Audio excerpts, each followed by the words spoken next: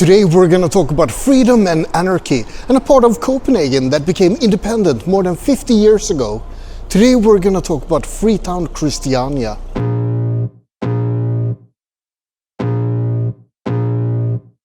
I can feel the blood creeping up from the heathens. Got will, got fight, got pride, got reason. If they wanna go eat, then you know I'm gonna feed them. If you're coming for me, hope you're ready for a demon. I got Close to Christianshavn in Copenhagen, you find Freetown Christiania.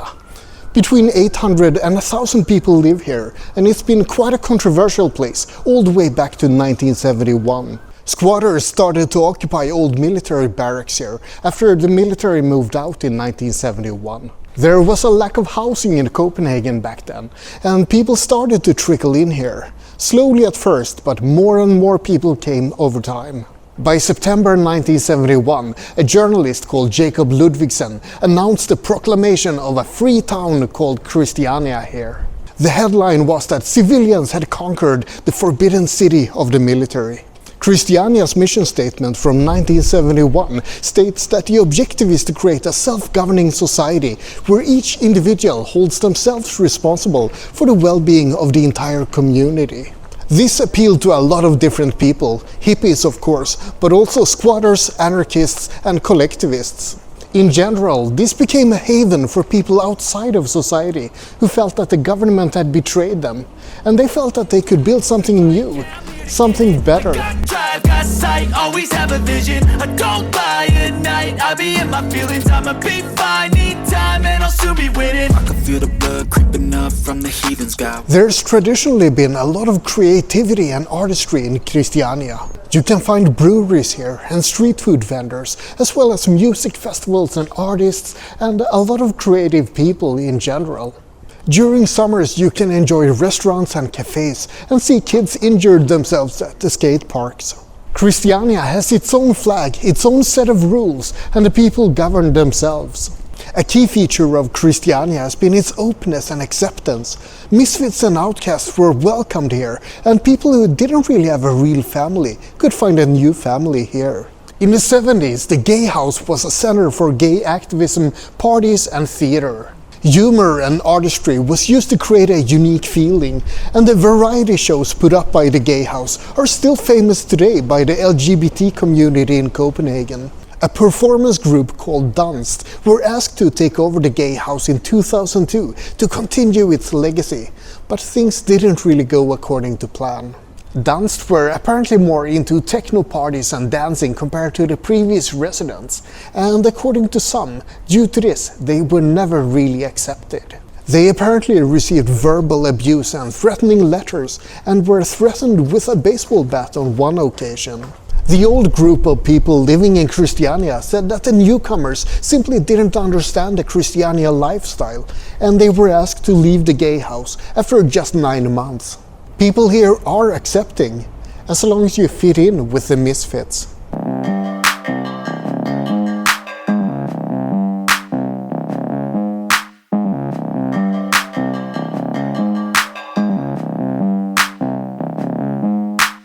Drug addicts was another group of people who were accepted at Christiania.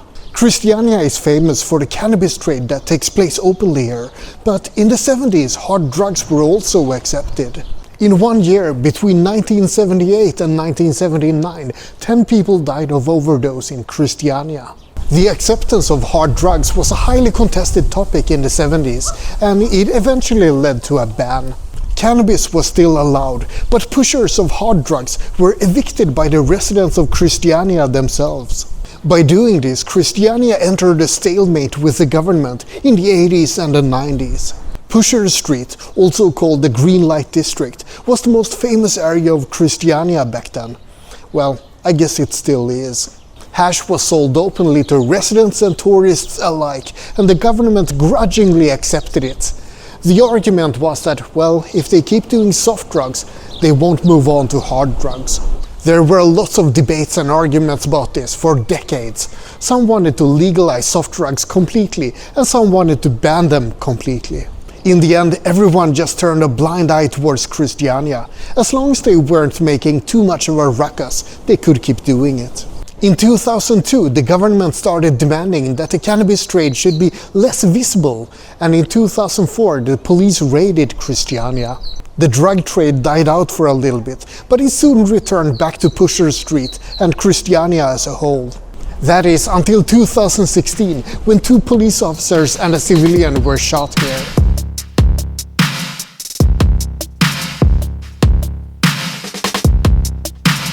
On the last of August in 2016, a man was carrying the day's earnings from cannabis sales when he was arrested. He pulled a gun and seriously injured 2 police officers and a bystander.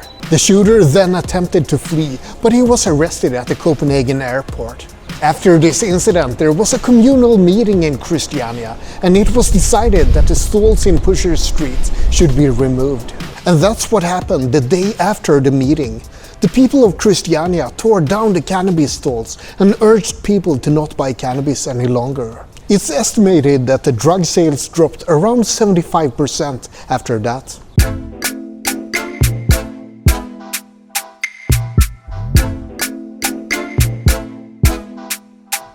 That's where things should have ended, right?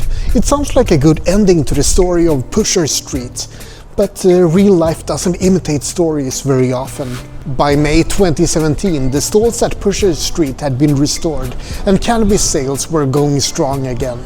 For the last 15 years, there has been a strong police presence in Christiania, but it doesn't really seem to have stopped the drug trade. But changes are happening. The people living in Christiania aren't squatters any longer, for one thing. They're paying rent to the government, and they're collecting money to buy the land they once occupied. The whole area is changing. The old guard from the 70s aren't here anymore. This is a new generation of outcasts. They're still trying to build their own free town, but they're also adapting to the increasing demands of the government. A development plan is being set up with sustainability goals and a democratic process for how Christiania will continue to develop. Freetown Christiania isn't what it once was, but maybe it will change into something better. Or maybe the idea of Christiania has already passed its peak and it will slowly conform to society over time. I guess only time will tell. This was a quick look at Freetown Christiania. I hope you enjoyed it. Like and subscribe, but most importantly, have a great day.